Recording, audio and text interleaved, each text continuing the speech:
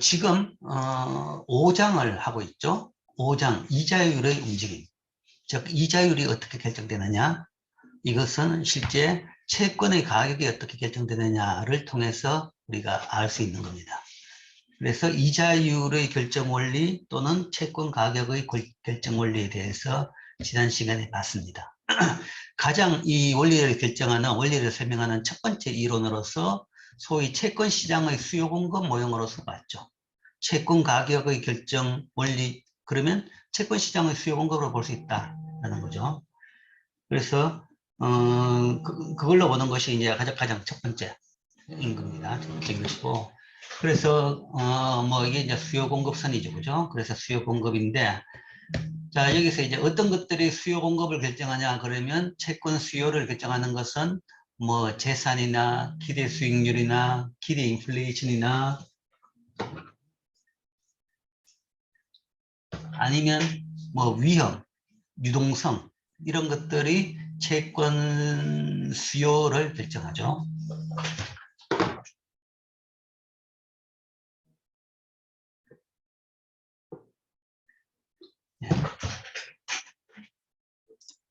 그 다음에 뭐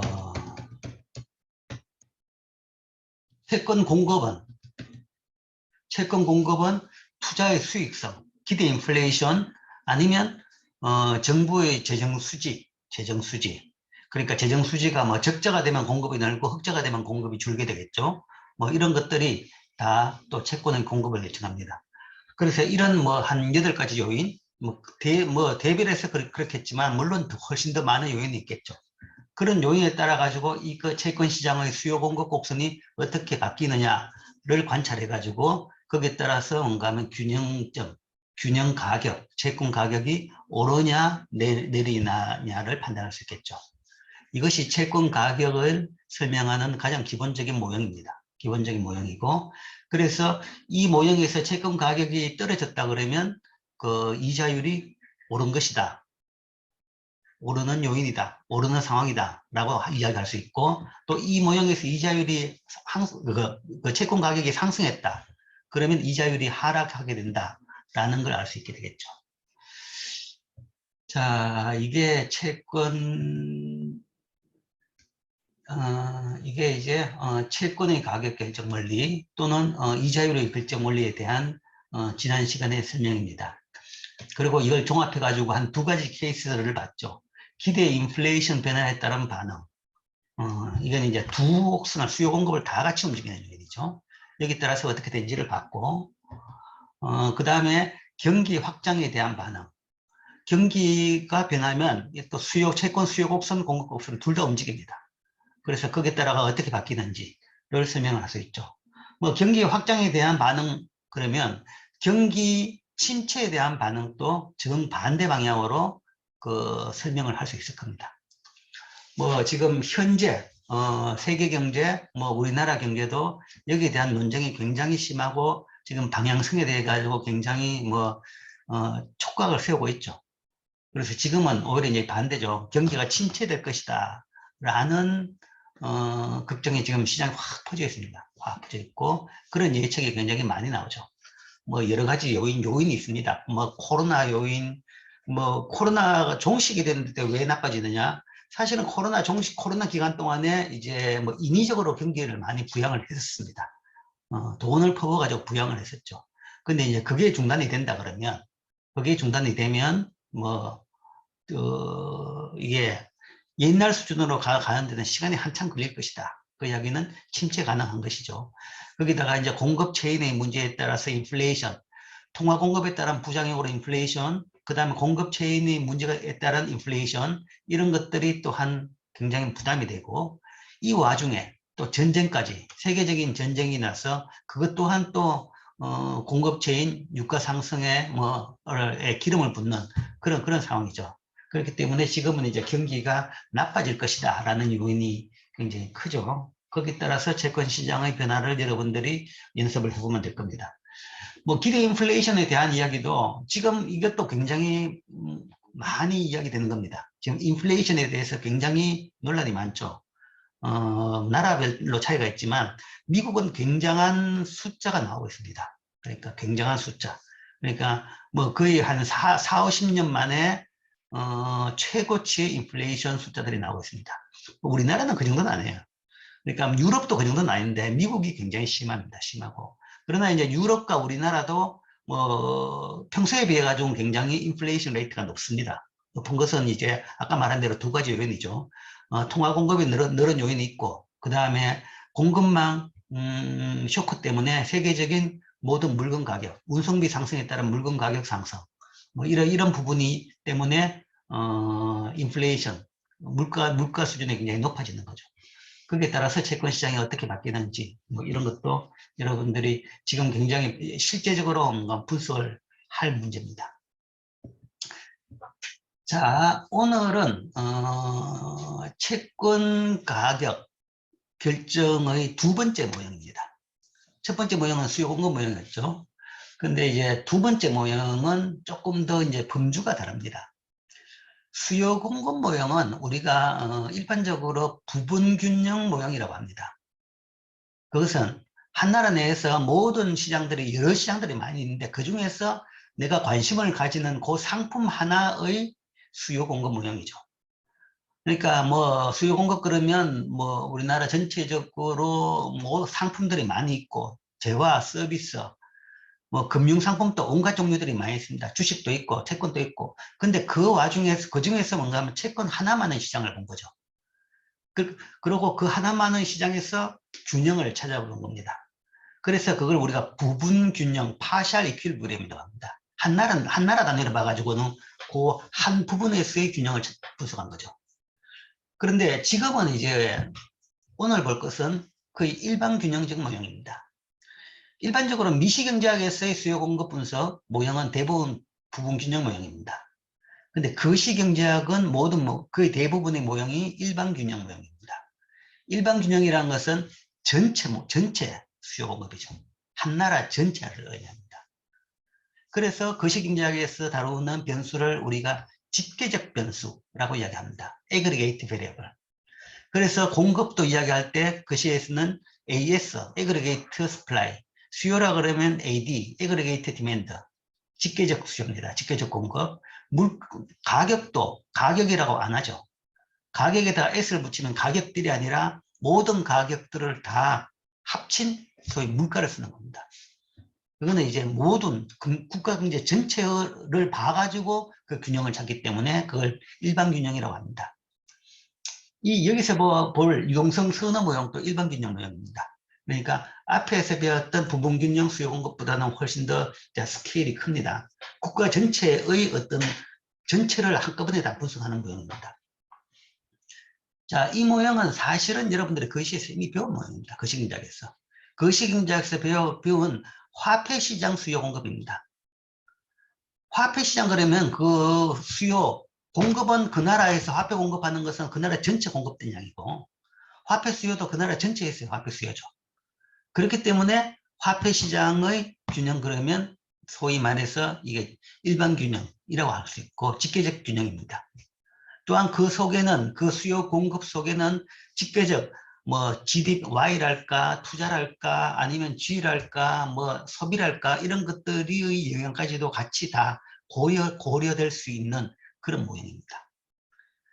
부분균형 모형에서는 보통 이제 우리가 뭐 이런 이야기죠. 세테리스 파리버스. 다른 모든 거는 변화가 없다. 그러니까 여기서 분석하고 있는 요 모형에서 우리가 다루는 요 변수 이외에 다른 모든 변수는 꼼짝 마라 라고 하고 가정하고 분석합니다. 그래야지 여러 효과들이 섞여가지고 혼란스러운 걸 막을 수 있으니까요.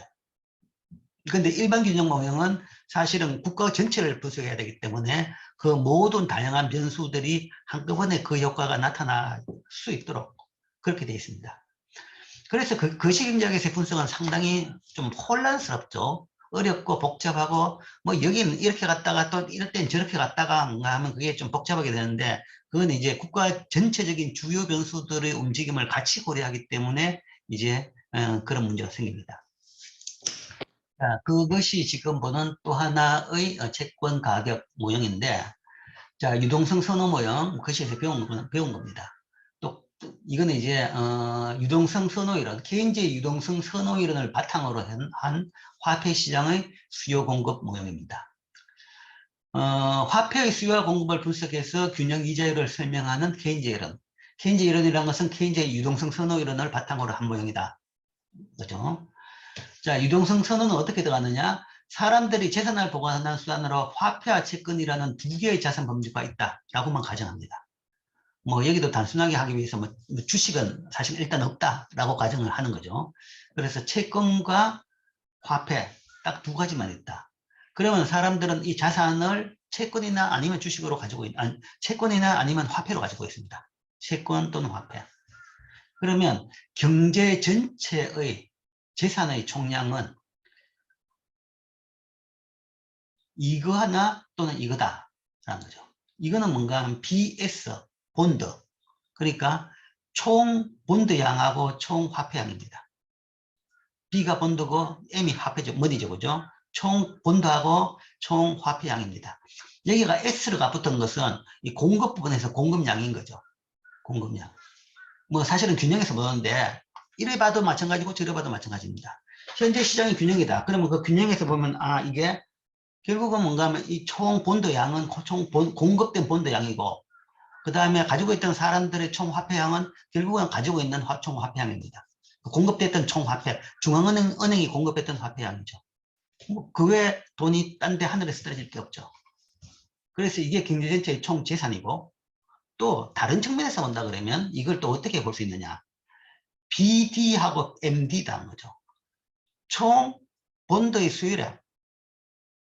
균형이었기 때문에 균형에서는 채권 시장이 균형이 됐다 그러면 그 균형에서의 채권량이라는 것은 결국은 공급량과 수요량이 같은 거죠. 이 공급량이라는 것은 결국은 그 균형이었기 때문에 채권의 수요량입니다. 수요량이고. 또한 화폐도 마찬가지죠. 화폐도 지금 현재 이 공급량이 곧 또 수요량인 거죠. 그래서 전체의 총량은 이렇게 본드와 머니의 공급량의 합이나 또는 본드와 머니의 수요량의 합과 같다라고 이야기할 수 있고, 이걸 또 다시 쓴다 그러면 채권과 화폐를 분리해서 쓴다 그러면 이 등호가 그대로 성립하니까 BS 빼기 BD는 MD 빼기 MS라고 쓸 수 있죠. 이렇게 쓸 수 있는 겁니다. 이렇게 쓸 수 있고, 이렇게 쓴다 그러면 자 여기서 화폐 시장이 균형에 이루면, 화폐 시장이 균형이라는 것은 MD하고 MS가 같죠. 그죠? 같다 그러면 당연히 따라가지고 이 시장도 균형이 되는 겁니다. 이것도 당연히 0이 돼야죠. 이게 0이면 당연히 이것도 0입니다. 그래서 채권 시장도 균형이 된다. 자, 이 설명을 사실은 이제 옛날에 고전적인 이야기를 하면 세이의 법칙이라고 이야기합니다. 시장이 뭔가 하면 n개가 있다 그러면 n-1개가 시장이 균형이 되면 마지막 n개는 따라서 균형이 된다라는 거죠. 그래서 시장이 두 개가 있다. 그러면 하나가 균형이 되면 다른 마지막 남은 하나, 또 다른 건 따라서 균형이 되는 겁니다. 화폐 시장이 균형이 되면 채권 시장이 균형이 되는 겁니다. 어차피 재산은 화폐하고 채권하고만으로 보유하게 되니까요. 그것을 이야기합니다. 화폐 시장이 균형을 이루면 채권 시장도 균형을 이루는 겁니다. 그렇기 때문에 우리가 화폐 시장 균형을 보면 화폐 시장 균형 자체가 뭔가 하면 결국은 그게 채권 시장 균형이다 라는 거죠. 화폐 시장 균형이 어떻게 이루어지는가만 알게 되면 그게 채권 시장의 균형이 어떻게 이루어지는 것을 바로 반사로 또는 거울로 설명하는 겁니다. 채권 시장 균형을 거울로 설명하는 거죠. 그래서 화폐 시장 균형을 보죠. 화폐 시장 균형을 설명하는 것은 물론 것이나 것이에서 많이 배웠죠. 그럼 이것도 수요 공급입니다. 화폐의 공급은 좀 독특하죠. 수직선으로 보통 끊죠. 그거는 화폐 공급은 외생적이기 때문에, 그러니까 어떤 변수에 따라 좌우가 안 되죠. 중앙은행이 마음대로 합니다. 소위 외생 변수라고 하기도 하고 정책 변수라고 하기도 합니다. 중앙은행이, 우리나라에서는 한국은행이 마음대로 할 수 있죠. 그래서 한국은행이 오늘 예를 들어가 300조다. 그럼 그냥 300조입니다. 그래서 이렇게 수직선이 되고, 그러나 이제 화폐의 수요는 여러 변수에 따라서 좌우됩니다. 좌우되는데, 자, 여기서 이제 화폐 시장의 균형을 이야기할 때 화폐의 가격을 뭘로 하느냐라는 데서 이제 문제가 되는데, 화폐의 가격이 뭐냐에 대해서 물론 그 시간에서 이런 그림이 나오죠. 이자율을 쓴 겁니다. 이자율. 이자율이 사실은 화폐의 고유 비용입니다. 1년 동안 화폐 한 단위를, 이런 원을 내가 주머니에 들고 있었다. 집에 보관하고 있었다. 그러면 1년 동안 그 화폐를 가지고 있었던 비용이 얼마냐 그러면 이런 만큼을 은행에 맡겼으면 받을 수 있는 이자율이 되는 거죠. 그렇기 때문에 화폐의 소위 가격을 이자율로 볼 수 있는 겁니다. 그리고 이자율이 높으면 그 화폐의 보유 비용이 높죠. 그러니까 화폐 가격이 높아지는 것이고 이자율이 낮으면 화폐의 보유 비용이 떨어지는 겁니다. 즉 이자율을 화폐의 가치다, 화폐의 가격으로 볼 수 있는 거죠. 화폐 자체가 뭔가 하면 또 다른 가격이 뭐냐라고 할 수 있는 건 아니죠. 왜냐하면 화폐는 다른 모든 것의 가격으로 사용되는 지표입니다. 모든 물건의 가격으로 사용되는 지표죠. 그렇기 때문에 그 자체가, 화폐 단위 자체가 바로 가격이기도 합니다. 그러나 우리가 이제 그 화폐 자체가 아니라 뭔가 하면 진짜 기회비용 차원에서 가격의 개념을 보자, 실질 가격을 보자라고 했을 때는 뭔가 하면 그런 명목적인 화폐 자체의 단위보다는 이자율을 보는 것이 훨씬 더 나은 거죠. 그런 기회비용 차원에서. 그래서 이자율을 화폐의 가격으로 본 겁니다. 그리고 뭐 반복하지만 화폐의 공급량은 이 화폐의 가격인 이자율하고 무관하죠. 무관하게 중앙은행이 그냥 정책적으로 결정합니다. 그러나 화폐의 수요는 이 이자율에 따라 가지고 체계적으로 변합니다. 이자율이 높으면 사람들이 기회비용이 높으니까 화폐를 덜 보유합니다. 은행에 맡기면 이자를 훨씬 더 많이 받으니까 가능한 한 집에 덜 가지고 있고 은행에다 맡기게 되겠죠. 반면에 이자율이 낮으면 굳이 뭐 은행에 왔다 갔다 할 필요 없이 그냥 뭐 쉽게 손 가는데 쉽게 쓸 수 있을 때 뭔가 돈을 던져 놓습니다. 그리고 뭐 그게 뭐 크게 비용이 많이 든다고 생각 안 하면 그냥 그렇게 놔두고 사는 거죠. 그렇게 되면 이자율이 낮으면 화폐에 대한 수요는 많이 늘어납니다. 그래서 화폐 수요 곡선은 이런 식으로 우하향하는 거죠. 우하향. 여기서 이제 균형이 뭐냐? 균형이라는 것은 뭐 수요량과 공급량이 일치해지는 점이죠. 그리고 일치하게 만드는 그 가격이 균형 가격이죠. 그래서 여기에서는 이 두 선이 뭔가 하면 교차점에서 일치가 되죠. 교차점이 양에서의 수급이 일치가 되는 점입니다. 그리고 이 교차점으로 만드는 가격은 이 가격이죠. 그러니까 여기서는 이자율이 15%이면 이 화폐 시장이 균형이 되는 상태다 라고 생각할 수 있죠. 자, 이게 뭐 화폐 시장인 것이고, 자, 여기서 뭐 예를 들어서 뭐 중앙은행이 정책을 하겠다. 뭐 예를 들어서 이제 목표 이자율이 15%다. 그러면 지금같이 300만큼 공급을 하겠죠. 300억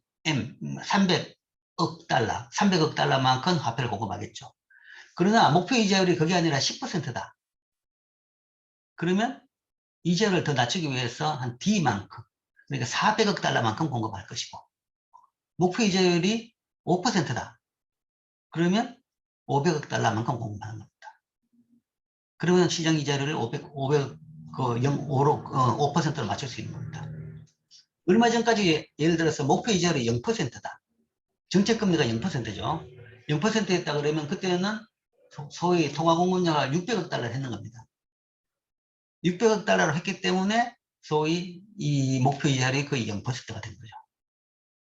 그런데 이제 지금은 이제 그 국면을 벗어나서 이제는 다시 영 수준을 0의 목표로 했는 이유는 코로나 때문에 발생한 예를 들어서 경기 부양의 필요성이 굉장히 높았기 때문에 그렇게 했다라는 것이고, 이제는 거기에 따른 부작용이 더 크다. 인플레이션이라는 부작용이 더 크기 때문에 다시 정상화 시키겠다라는 거죠. 정상화라는 것은 어디냐 그러면 미국에서의 정상화라 그러면 미국 이자로 보면 미국에서 정책금리는 한 2% 말기입니다. 2.75 정도, 2.75나 3% 정도, 그 정도가 정상입니다. 2.75% 정도가 정상일 겁니다. 근데 이제 지금은 이제 그런 식으로 정상적 수준으로 올리겠다라는 건데, 지금은 이제 정상 수준보다 더 올리겠다 이야기를 합니다.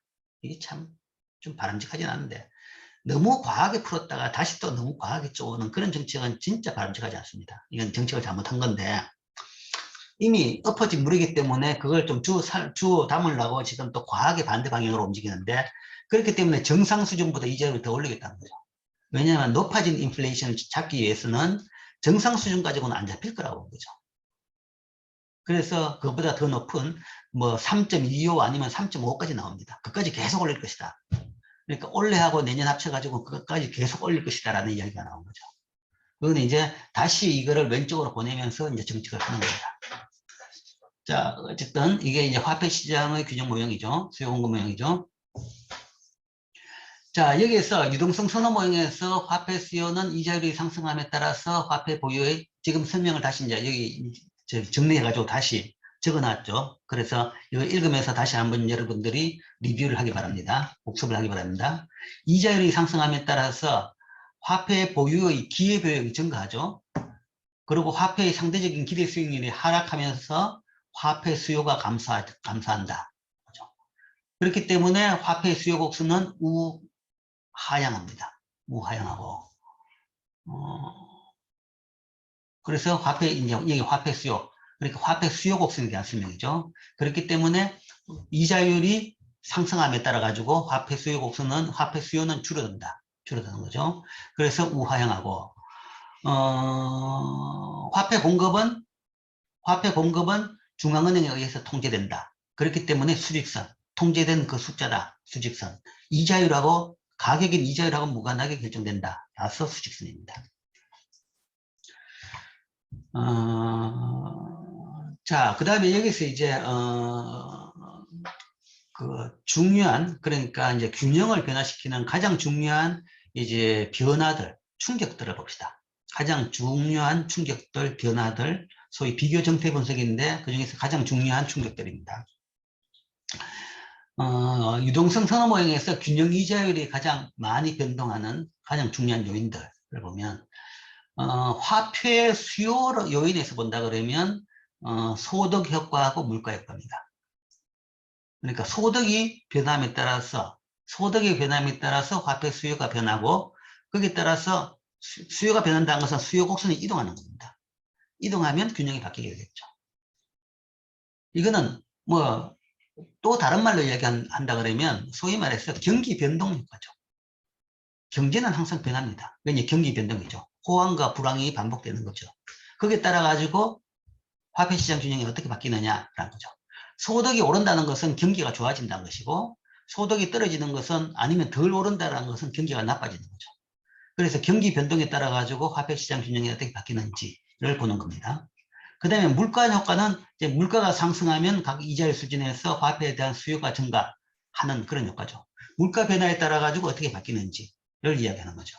지금 현재 뭐 마찬가지죠. 높은 물가다. 그러면 화폐 시장에서 어떤 일이 발생하느냐. 뭐 이런 이야기입니다. 그래서 소득 효과, 물가 효과에 대해서 화폐 수요 곡선의 이동에 따라 가지고 균형이 어떻게 바뀌는지를 보게 될 겁니다.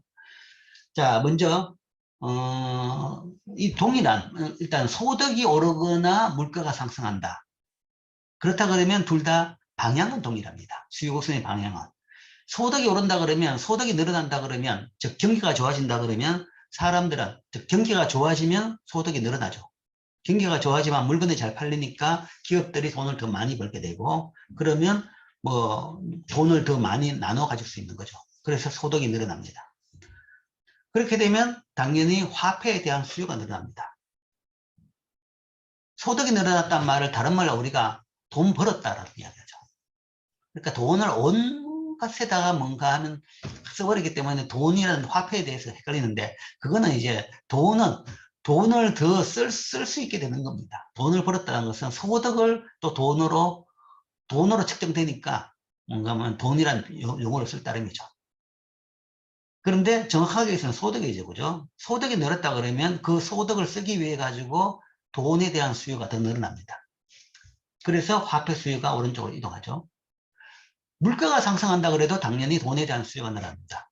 물가가 상승하면 전하고 똑같은 물건을, 똑같은 소비 패턴을 가지고 있다 그러면 그것을 실행하기 위해서 더 많은 화폐의 장수가 필요합니다.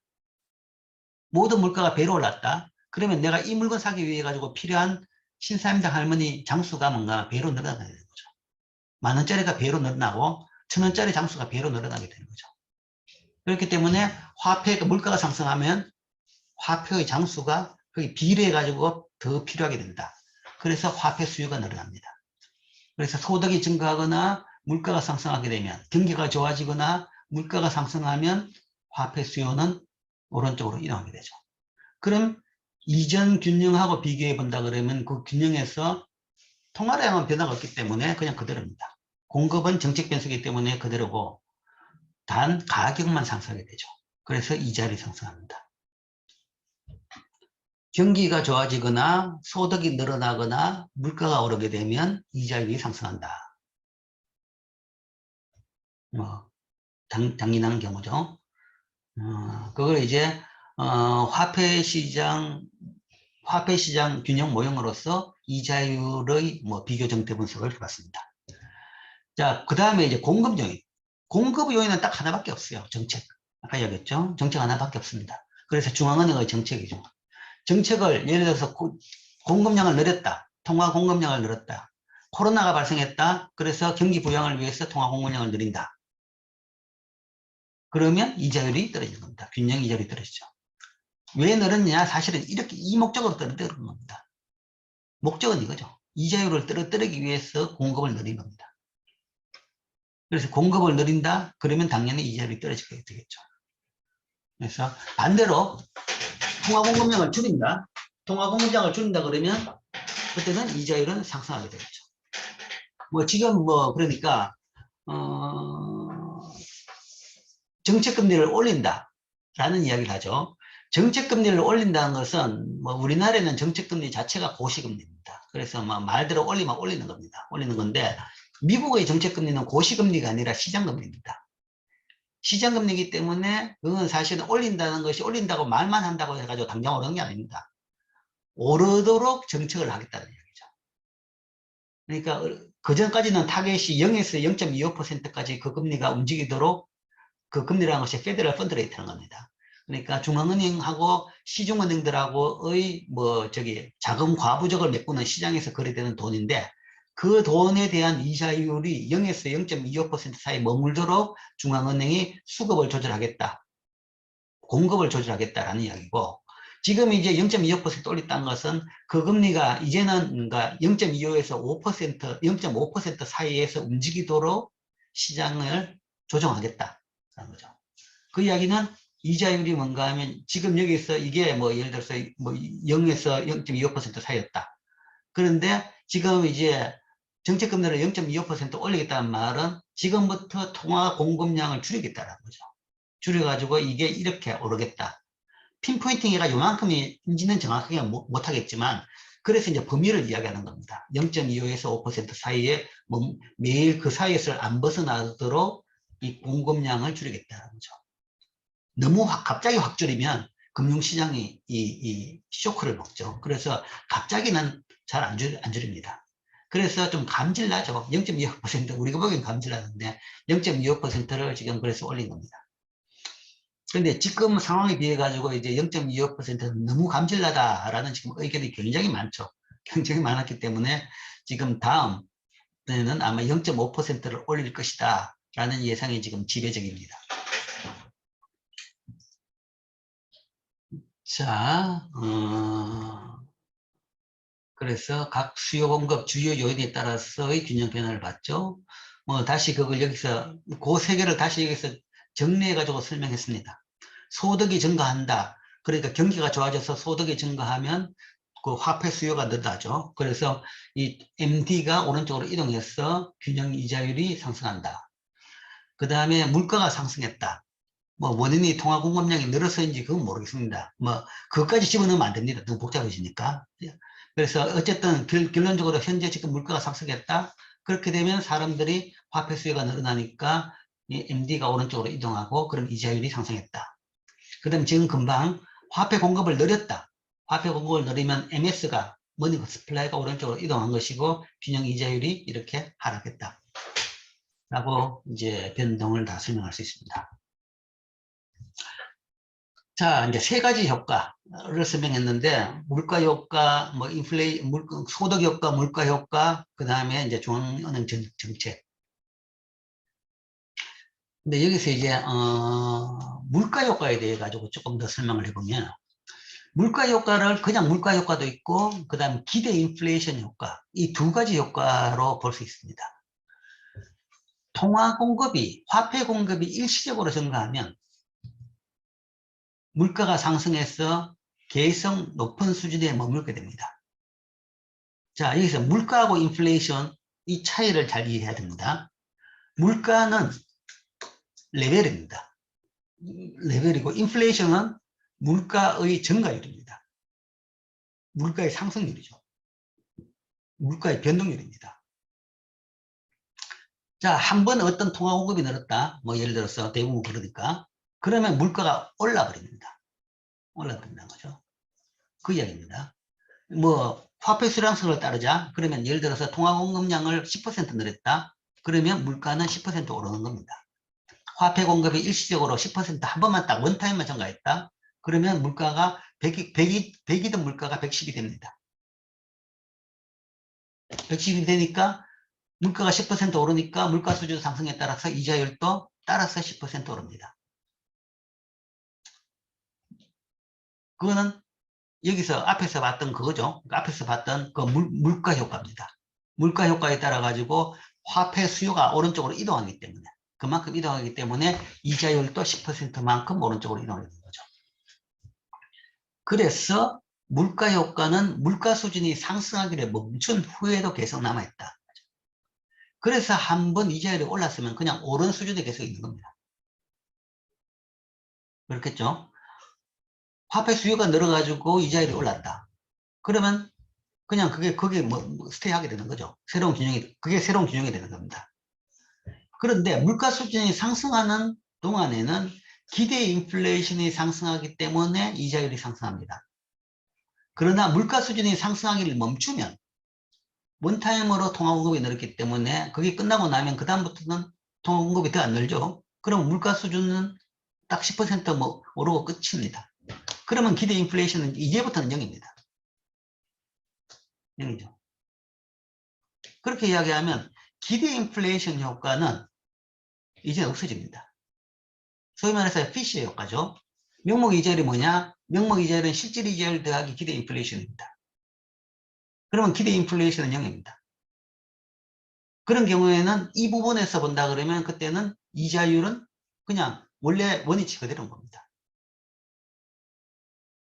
이거를 물가 효과로 보느냐 기대 인플레이션 효과에 따라 보느냐 굉장히 큰 차이가 난다는 거죠. 마지막 부분에서.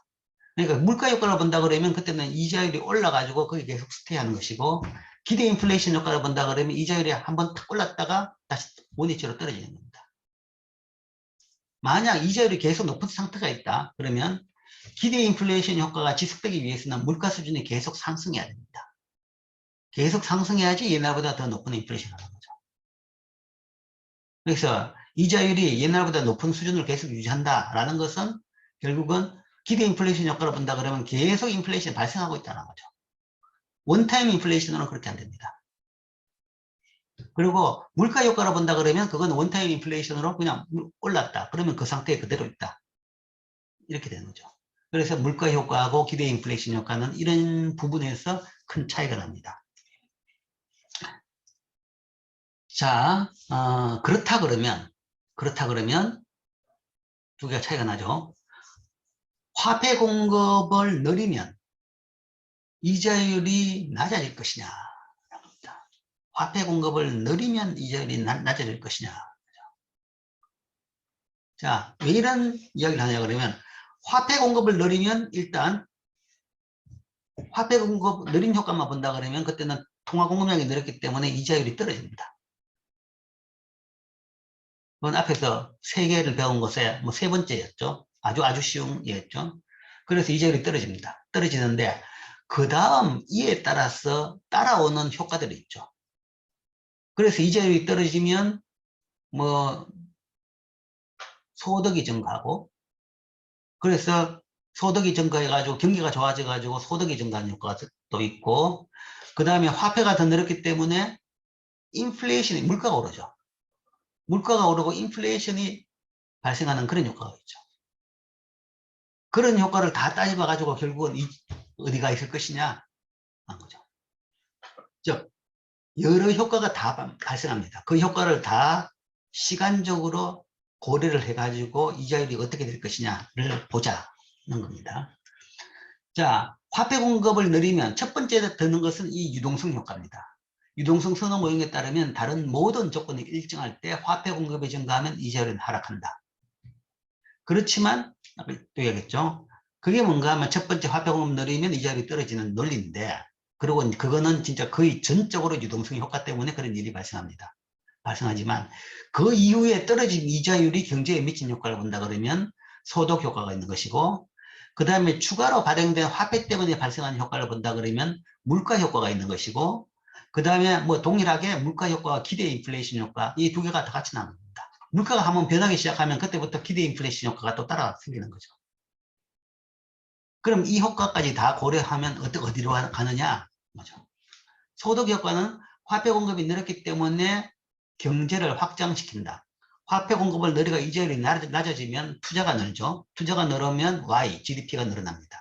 경기가 더 좋아지는. 그렇기 때문에 통화 정책을 쓰는 겁니다. 그러면 이까지 현상이 발생한다 그러면 이 현상에 따라 가지고 경제가 확장 또는 소득이 늘어나면 화폐의 수요 곡선이 오른쪽으로 이동하게 되는 거죠.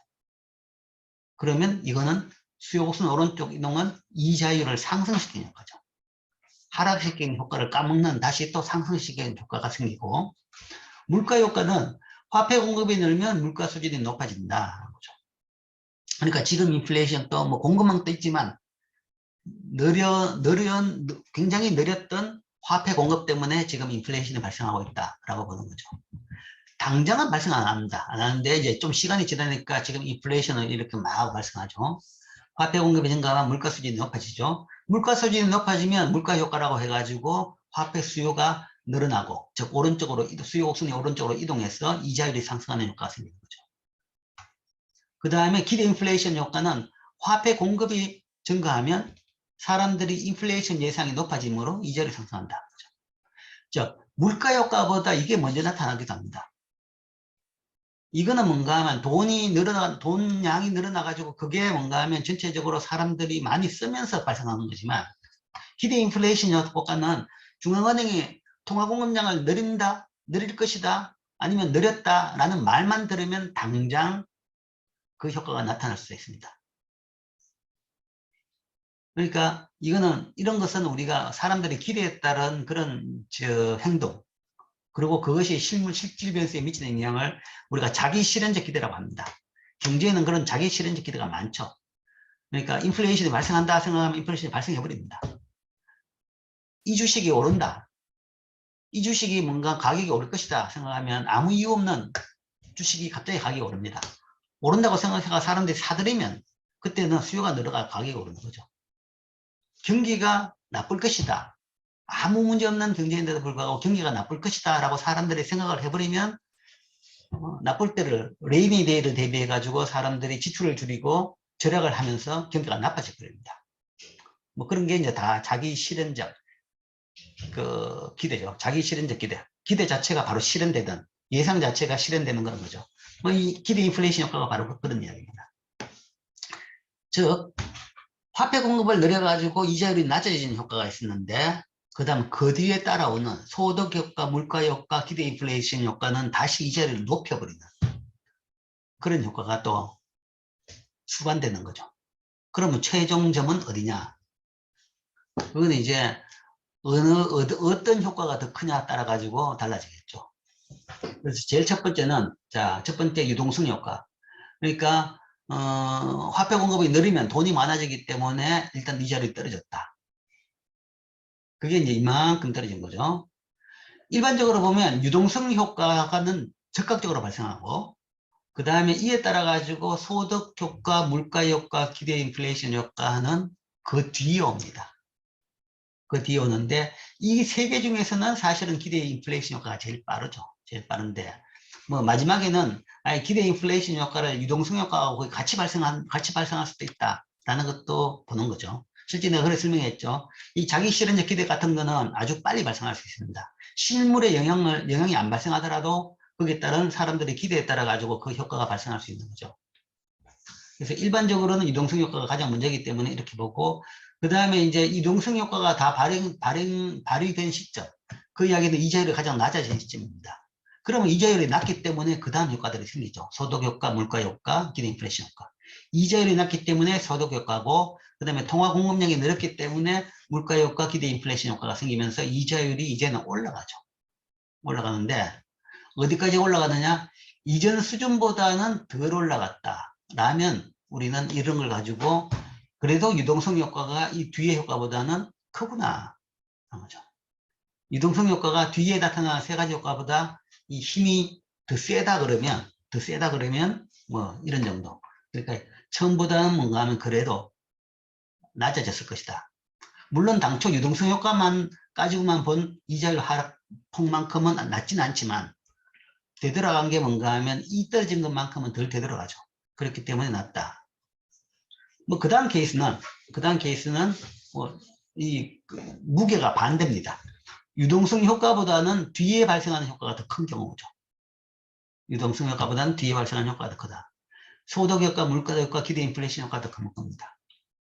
그러면 유동성 효과로 따라 가지고 처음에는 이자율이 이렇게 낮아지지만 그다음 뒤에 따라오던 이런 부작용 때문에 이자율은 오히려 전보다 더 높아집니다. 더 높아지고 그래서 결국은 처음에서 비해 가지고 나중에 이렇더라.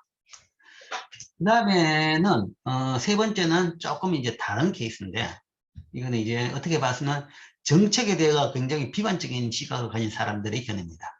통화정책을 비관적으로 보는 사람들의 시각인데 유동성 효과가 다른 효과들보다 작고 기대 인플레이션이 빠르게 조정되는 경우다.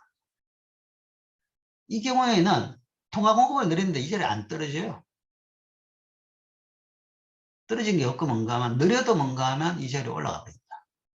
그리고 이때 기간에 뭔가 소득 효과나 물가 효과가 발생하지는 않았습니다. 그런데 이때 유동성 효과가 있는데도 불구하고 이자율이 왜 올랐냐? 기대 인플레이션 효과가 같이 발생한다는 거죠. 그럼 오른다는 거죠. 오를 수도 있는 겁니다. 이 기대 인플레이션 효과가 유동성 효과보다 더 세다는 겁니다. 더 세만 오르는 겁니다. 뭐 더 센 거가 무리한 가정이 아니냐라는 논쟁은 있을 수가 있지만 만약에 더 세다 그러면 오히려 이자율이 오를 수 있는 거죠. 거기다가 나중에 소득 효과, 물가 효과가 발생하게 되면 뭐 이렇게 된다 그러면 사실은 나중에 소득 효과는 별로 발생 안 할 겁니다. 이자율이 떨어져야 소득 효과가 발생하는데 이자율이 안 떨어졌으니까 소득 효과는 발생 안 하더라도 물가 효과는 분명히 발생합니다. 그렇기 때문에 이게 오르는 거죠. 그러면 이렇게 된다 그러면 사실은 정책이라는 게 전혀 거죠. 효과가 없어요. 정책은 최소한 소득 효과, 이자율을 낮추는 게 목적인 것이고, 왜 낮추냐? 낮춰서 투자를 늘려서 소득을 키우고 경기를 확장시키는 게 목적이죠. 경기 침체를 완화시키는 게 목적이죠. 그런데 통화 공급에 따라서 이렇게 이자율이 반응한다 그러면 그 효과가 하나도 없다라는 겁니다. 그러면 당연히 통화 정책은 효력이 없는 정책이다.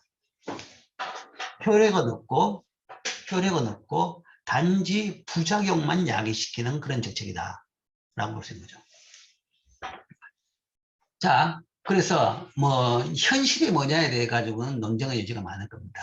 논쟁가 많은데 일단 현실을 빼고 그냥 가치 판단을 해본다 그러면 대부분 많은 사람들은 특히 정책을 중시하는 사람들은 이 경우를 선호하죠. 그죠? 이 경우를 선호한 겁니다. 뭐 최소한 뭔가 모든 사람들이 양심적으로 이야기하면 정책의 비용은 다 있다라는 것을 인정합니다. 인정하기 때문에 실제 통화정책을 쓰면 이자율이 이만큼 낮아지는 그런 효과만 있다라고 추정하지는 않습니다. 그렇다 그러면 대신에 뒤에 발생하는 이 정도 비용은 있다. 근데 최소한 이렇더라도 뭔가 하면 비용이 투입보다는 적지 않느냐. 결국은 이자율이 낮아졌다. 이게 이제 정책을 강력하게 주장하는 사람들의 논리고 뭔가 하면 이런 기대입니다. 기대인데 나머지 두 개 같은 경우는 사실은 정책에 대해서 무용성을 주장하는 사람들이죠. 요 같은 경우에는 일시적으로는 효과가 있다. 효과가 있는데 그러나 결국은 장기적으로는 부작용이 더 남는다는 겁니다. 남는 것이고 이런 경우에는 일시적도 효과가 없다는 겁니다. 일시적으로도 효과가 없다. 그러면 이건 완전히 정책 무용론입니다. 정책을 쓰면 안 된다. 비용만 생기고 경제만 망친다. 거죠. 자, 일반적으로 경제학자들 입장은 이런 아닙니다. 일본은.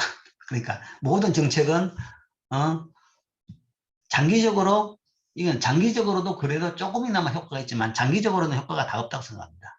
전혀 없습니다. 거시경제정책은 미시경제정책은 달라요. 다르지만 거시경제정책, 통화정책, 재정정책은 장기적으로는 다 효과가 없는 것은 다 동의합니다. 그러나 이제 단기적으로 얼마나 효과가 있을 것이냐라는 건데 뭐 요 효과 이렇게 이 정도도 아니고 그럼 다 이 정도죠. 기껏해가 정책에 호의적인 사람은 한 이 정도까지 많아봐야 이 정도까지라는 거죠. 그러니까 단기적으로 요만큼 효과가 있지만 결국 장기적으로는 비용이다 라고 보는 거죠.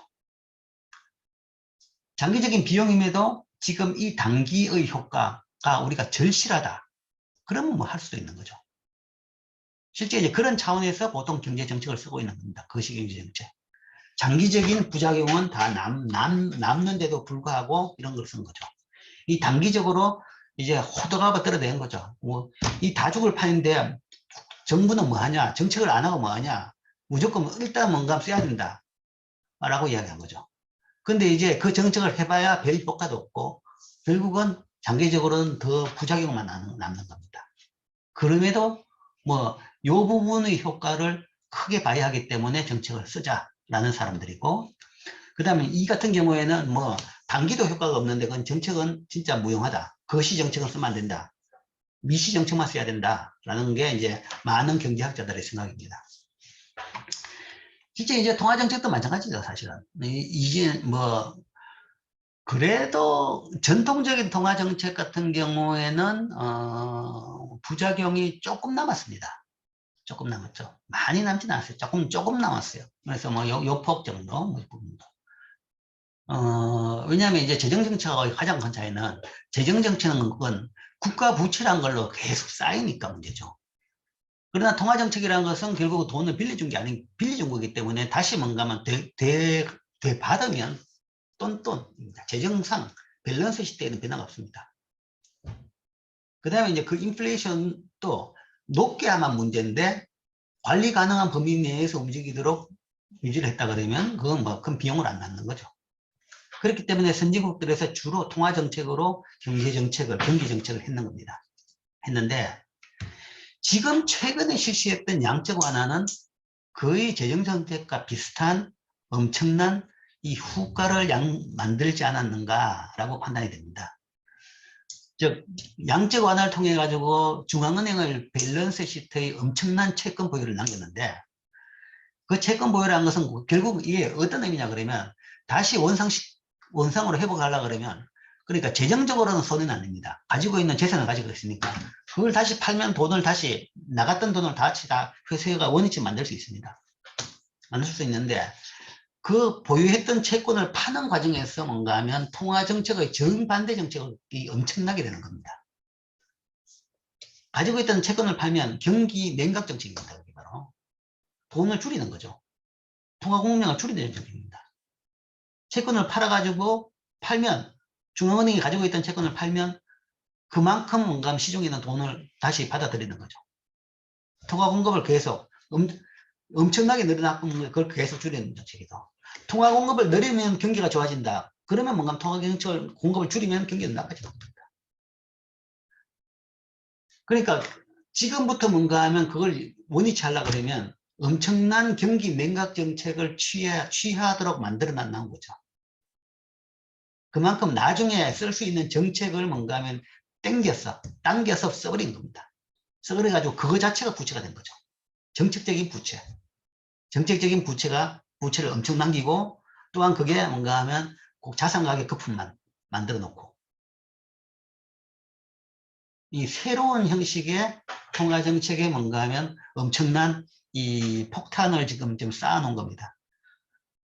지금부터 이제 저거의 처리 과정을 지금 봐야 되는데 진짜 어려울 겁니다. 어려울 거고 밸런스 시트를 원래대로 만든다라는 것이 가지고 있던 채권을 엄청나게 보유했던 미국 같은 경우에는 지금 뭐 얼마 4조 달러인가? 4조 달러어치의 채권을 지금 사들여 가지고 있는데 그거를 다시 팔라 그러면 엄청납니다.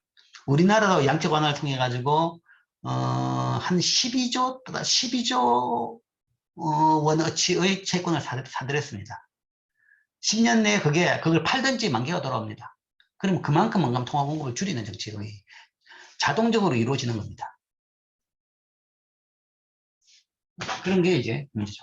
어쨌든 통화 공급 증가에 따라 가지고 그게 이제 어떤 영향을 주느냐, 정책적인 부분에서도 이런 거죠. 이거는 채권 시장에서 우리 채권 가격 논리에서 배우는 건데, 그게 사실은 이게 정책적인 겁니다. 채권 가격이 떨어뜨리면 경기 부양 정책이고, 채권 가격이 오르면 오히려 경기를 냉각시키는 정책입니다. 냉각시키는 정책인데, 그걸 본다 그러면 이 통화 공급의 증가율이라는 것이, 소위 통화 정책이라는 것이 장기적으로 어떤 효과가 있느냐에 대해 가지고는 상당히 이제 의문이다 라고 해석할 수도 있습니다. 자, 그래서 그에 대해 가지고 과거 데이터를 한번 봅시다. 과거 데이터를 보면 이런 데이터는 양적완화하기 전의 데이터이기 때문에 어쨌든 과거 데이터를 봅시다. 이자율이 어쨌든 이자율이 통화 공급을 늘리면 이자율이 오르느냐 내리느냐라는 거죠. 오르느냐 내리느냐. 케이스마다 다르더라라는 건데, 그러면 실제적으로 보자. 그죠? 실제적으로 통화 공급을 이렇게 늘리니까 이자율은 단기적으로 떨어지죠. 떨어지지만 다시 오르는 겁니다. 자, 어떻게 봐야 될까요? 느리면 이자율이 오르더라. 이렇게 볼까요? 이렇게 본다 그러면 60년대 중반 화폐 공급 증가율이 상승함에 따라서 이자율은 상승했다. 쭉 증가율이 뭔가 하면 옛날에 비해 가지고는 좀 높죠. 높으니까 이게 상승했다. 그러죠. 화폐 공급 증가율이 상승함에 따라서 이자율이 상승했다. 이는 물가 효과, 소득 효과, 기대 인플레이션 효과가 유동성 효과를 압도했다. 그러니까 이거는 이제 두 번째 그림입니다. 두 번째 그림이고, 70년대에서는 이자율과 이 화폐 증가율은 2차 세계대전 이후 전례 없이 높은 수준을 기록했다. 이거는 이거죠. 이 통화 공급 증가율이 이렇게 높아졌는데 이자율은 뭔가 하면 그 결과 이자율은 뭔가 하면 잠시 떨어졌다가 뭔가 하면 더 올랐습니다. 엄청나게 올라온 거죠. 소위 폴버크 샥을 일으켰던 그 이자율입니다. 그래서 이걸 잡기 위해 가지고 통화 공급 증가율을 강력하게 이렇게 낮췄던 겁니다. 이거죠. 이제 그래서 70년대까지 70년대 전체 70년 전체, 물론 이제 이게 왜 이렇게 통화 공급이 늘었냐, 요거는 1차 석유 파동 때문에, 이거는 2차 석유 파동 때문에. 그러니까 석유 파동이 발생해 가지고 유가가 엄청나게 오르니까 못 살겠다, 경기가 나빠지고 실업자가 넘쳐나니까 이제 통화 정책을 엄청나게 쏟아부은 겁니다. 쏟아부어 가지고 이자율을, 통화 공급을 이렇게 내려 가지고 이자율을 이렇게 낮춘 거죠. 낮춰 가지고 경기가 조금은 회복시켰을 겁니다. 회복시켰고, 그러다가 다시 이제 조금 회복되면서 정상화하니까 통화 증가율을 다시 낮춘 거죠. 낮췄다가 다시 2차 석유 파동이 발생하죠. 발생해서 경기가 나빠지니까 또 다시 뭔가 통화 공급을 왕창 늘으니까 이자율이 이제 조금 떨어져 주는 거죠. 떨어져 주는데, 자, 시간이 지나고 나니까 뭔가 하면 이자율이 다시 올라가요. 처음에는 유동성 효과 때문에 이렇게 떨어졌는데, 이제 유동성 효과의 약발이 다 하고 나니까 그다음부터 생기는 것이 소득 효과하고 인플레이션 효과, 기대 인플레이션 효과가 나니까 이자율이 이렇게 천정부지 없이 이렇게 높아지더라. 그래서 이자율이 인플레이션 통화 증가율보다 더 높은 정도까지 높아지더라. 그래서 뒤에 이제 이때의 어떻게 봐가지고 이때의 약효죠, 그죠? 조금의 약효를 얻는 대신에 이런 뒤에 엄청난 부작용이 따라온 겁니다.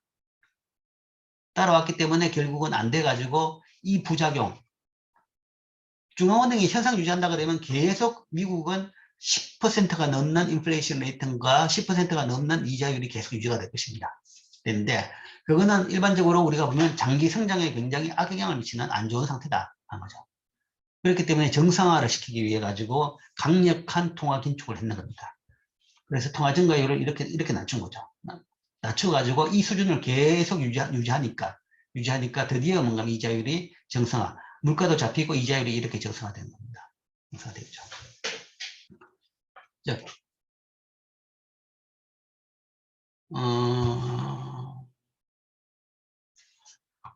요런 경우에, 그러니까 이 경우에는 뭐 어떻게 봐서 유동성 효과가 조금 더 크다라고 본 거죠. 아주 옛날에는 그런데, 요때는 그런데 그 이후에는 사실은 유동성 효과보다는 뒤에 발생하는 부작용이 더 크다라는 게 이제 더 문제입니다.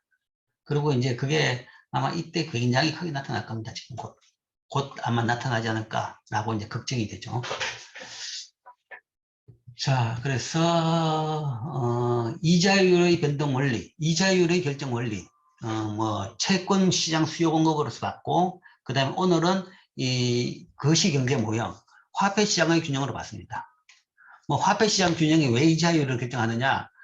뭐 일면 화폐의 가격이 이자율이다. 그래서 그걸 그렇게 디파인 한다라고 이야기할 수 있고, 아니면 아까 말한 세이의 법칙에 따라 가지고 화폐 시장이 균형이 되면 따라서 그게 뭔가 하면 채권 시장의 균형도 동반돼서 나오기 때문에, 그리고 같은 가격이고, 그래서 뭔가 하면 화폐 시장에서 결정된 이자율이 바로 채권 시장의 이자율이다. 채권 시장의 채권 가격, 그 다음에 그거의 로 계산된 만기 수익률인 이자율이다 라고 볼 수 있는 거죠. 그래서 화폐 시장 균형을 통해 가지고 이자율이 결정되는 원리를 봤고, 그 다음에 거기에서 주요 정책, 특히 주요 변화, 그 다음에 통화 정책에 따라 가지고 그 효과가 어떻게 되는지, 장단기 효과, 여러 효과들이 같이 나타나는 그 부분까지도 봤습니다.